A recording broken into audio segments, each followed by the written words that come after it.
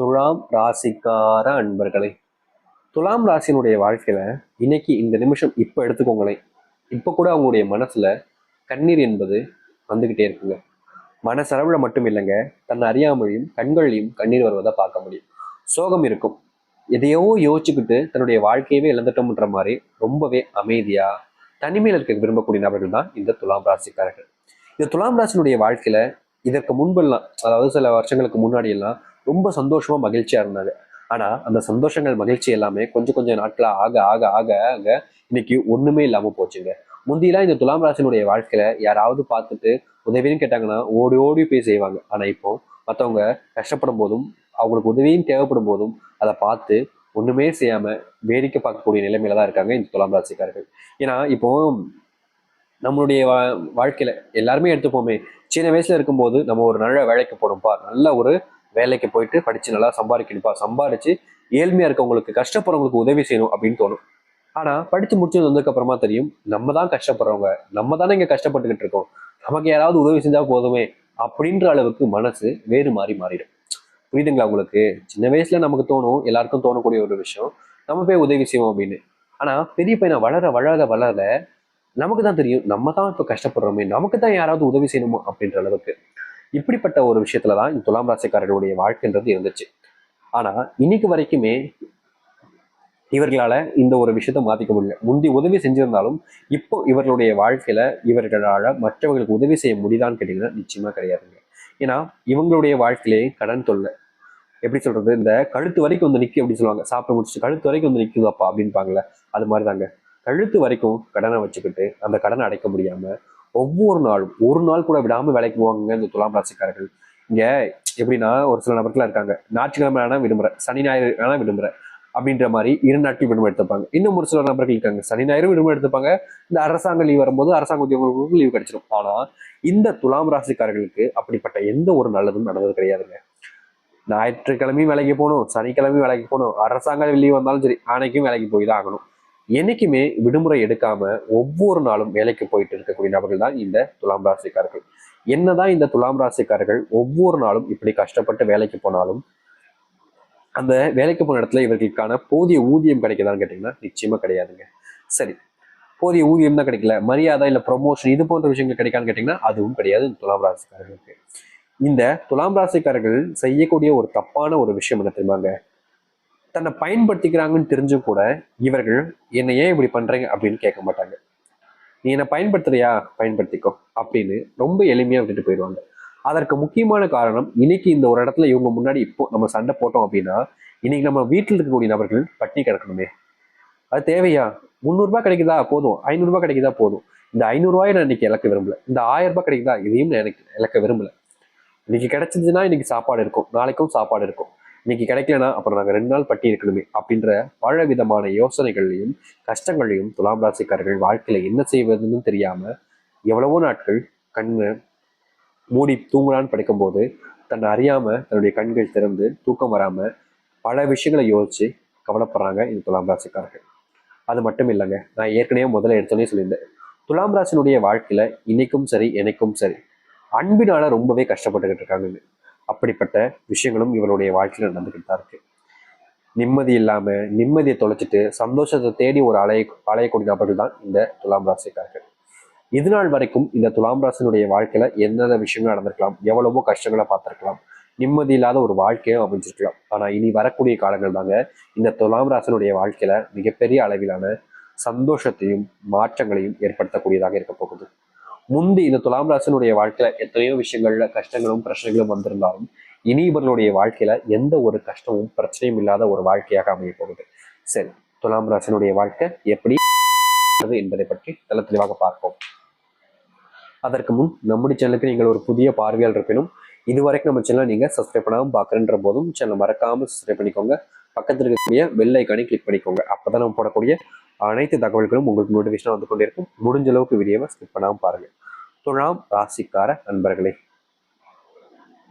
இந்த துலாம் ராசினுடைய வாழ்க்கையில இதற்கு முன்பு சில விஷயங்களை யோசிச்சு யோசிச்சு தன்னைத்தானே காயப்படுத்திக்கிறதும் தன்னைத்தானே மனசளவுல கஷ்டப்படுத்திக்கிறதும் இருப்பாங்க.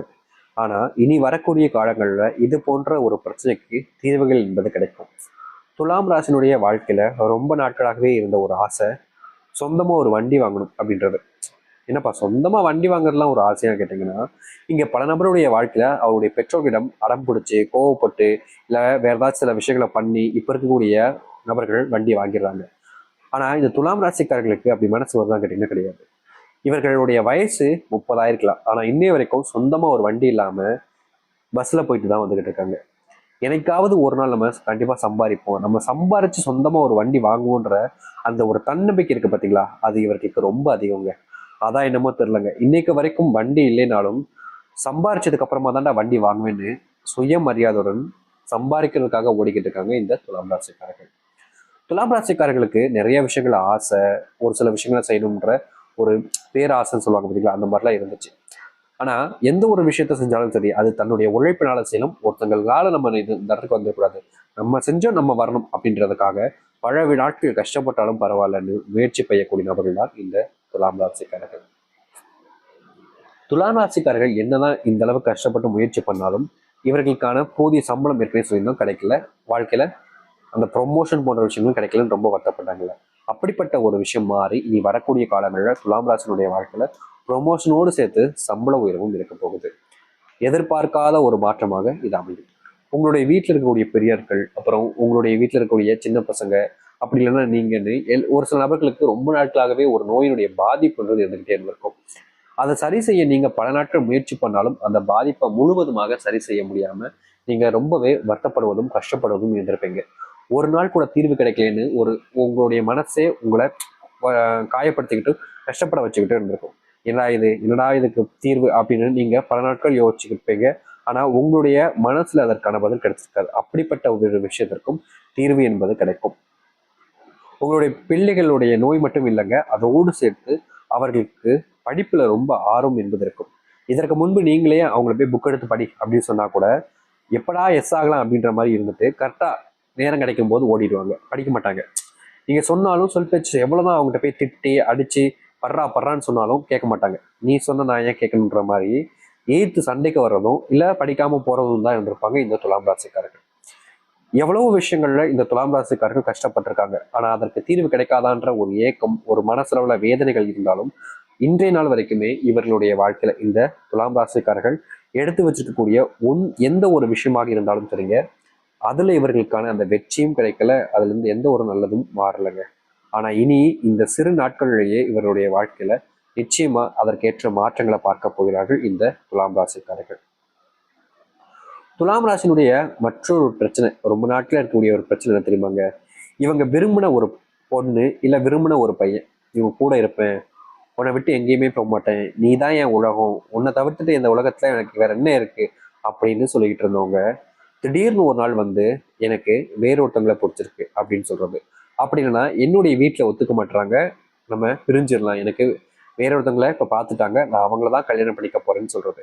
இப்படி ஏதாவது ஒரு விஷயத்த சொல்லி இந்த துலாம் ராசினுடைய வாழ்க்கையில மிகப்பெரிய ஒரு ஏமாற்றத்தையும் துண்டையும் கொண்டுட்டு போயிருப்பாங்க. இவர்கள் அதற்கு தீர்வுகள் தேடி அலையாத நாட்களே கிடையாதுங்க இந்த துலாம் ராசிக்காரர்கள்.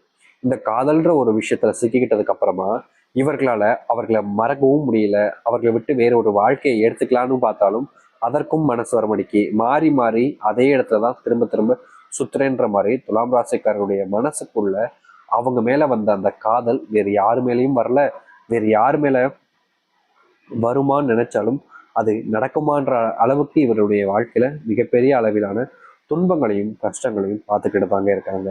இதற்கு தீர்வு கிடைக்காதான்னு யோசிச்ச இந்த துலாம் ராசினுடைய வாழ்க்கையில இனி வரக்கூடிய காலங்கள்ல மிகப்பெரிய மாற்றங்களையும் நன்மைகளையும் காண்பார்கள். அதோடு சேர்த்து முழுவதுமான சந்தோஷத்தை ஏற்படுத்தக்கூடிய காலங்களாகவும் இருக்கும்.